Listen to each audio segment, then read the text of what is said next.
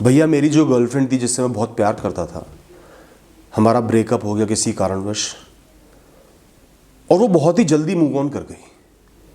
कुछ टाइम ही नहीं लगा, मुझे भूल के आगे बढ़ गई, किसी और से शादी भी कर ली।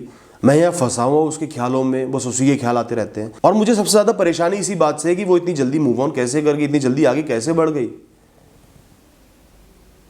यही ख्याल मेरे मन में 24 घंटे आते रहते हैं। दोस्त, सबसे पहली बात, अब वो इंसान आपके जीवन से चला गया है, इसमें कोई डाउट तो नहीं है। और जब एक इंसान आपके जीवन से चला जाता है, उसकी लाइफ आपका बिजनेस नहीं रहता। आपकी लाइफ आपका बिजनेस है। अब आपको अपनी लाइफ का ख्याल रखना है। समझ लो वो इंसान मर गया, खत्म हो गया, आपके जीवन से चला गया।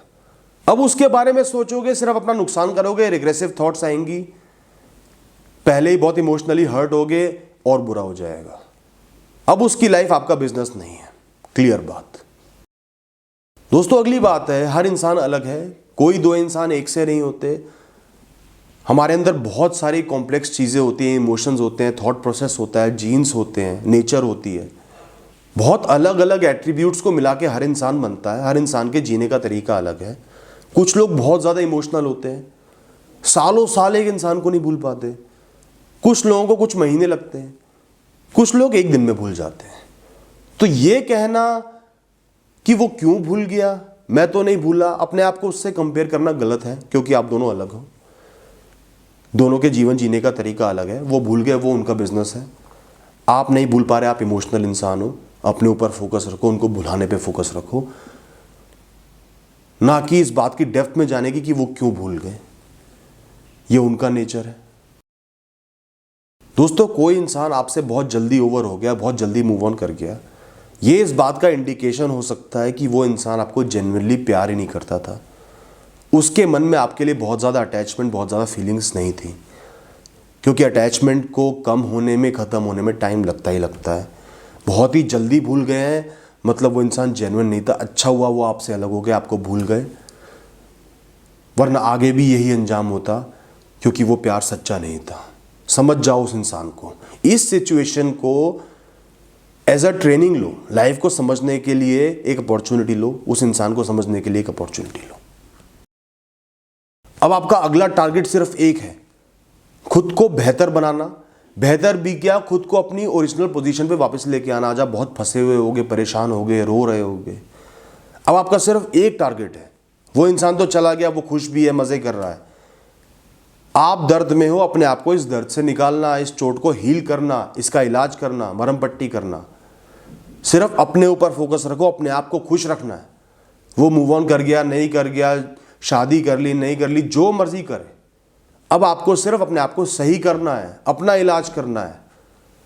अपने आप से कनेक्ट करो, अपने आप को खुश रखो, हॉबीज को परस्यू करो, बिजी हो जाओ अपने करियर में, अपने घर वालों पे ध्यान लगाओ, भगवान पे ध्यान लगाओ, स्पिरिचुअलिटी को पढ़ो, समझो, अपने लिए नए गोल्स बनाओ, नया विजन बनाओ। अब मुझे ये चीज़ अचीव करनी है, अपने आप को खुशहाली देनी है, आगे बढ़ना है। आगे भी रिलेशनशिप हो ही जाएगी, शादी भी हो जाएगी। प्रोग्रेसिव बनो, खुद को सही करने में दिमाग लगाओ, उस इंसान पे दिमाग मत लगाओ। दोस्तों, कई बार क्या होता है, कोई इंसान मूव ऑन नहीं भी कर पाता, वो आपको जलाने के लिए, परेशान करने के लिए दिखाता है, जताता है कि मैं मूव ऑन कर गया हूं, या जान के एक टेम्परेरी रिलेशनशिप में भी आ जाते हैं, या कई लोग तो शादी भी कर लेते हैं सिर्फ दिखाने के लिए आपको कि मैं खुश हूं, तू दुखी है। तो आपको डिसीव नहीं होना, उनके इस जाल में नहीं फंसना और डिप्रेशन में नहीं पड़ना। वो चाहते ही यही है।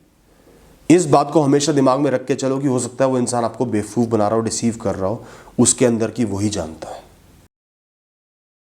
दोस्तों, वो जल्दी मूव ऑन कर गया, आगे बढ़ गया, और आपने ये सोच लिया कि मैं लैक करता हूं, मैं बेकार इंसान हूं, मैं इन्फीरियर हूं, मुझ में ही कोई कमी थी, इसलिए उसको आसानी से कोई और भी मिल गया, वो खुश भी है, मैं दुखी हूं। अक्सर ऐसा होता है, लोग अपने आप को इन्फीरियर समझने लगते हैं, इन्फीरियरिटी कॉम्प्लेक्स में पड़ जाते हैं। दोस्तों, ये तो कोई बात ही नहीं हुई।